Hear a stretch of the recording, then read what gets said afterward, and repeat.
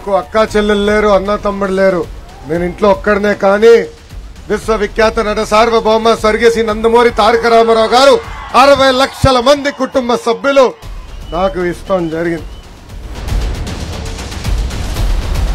జీడి పిక్క రైతులు అనేక ఇబ్బందులు ఎదుర్కొంటున్నారు.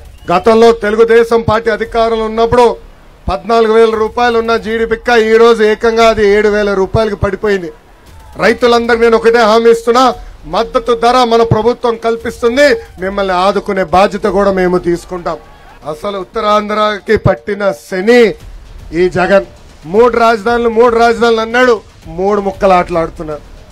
మిమ్మల్ని అందరిని అడుగుతున్నా, విశాఖపట్నంలో కనీసం ఒక్క ఇటుకన వేశాడా?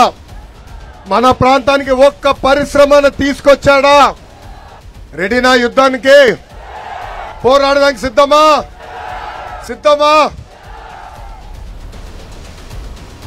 జై తెలుగుదేశం.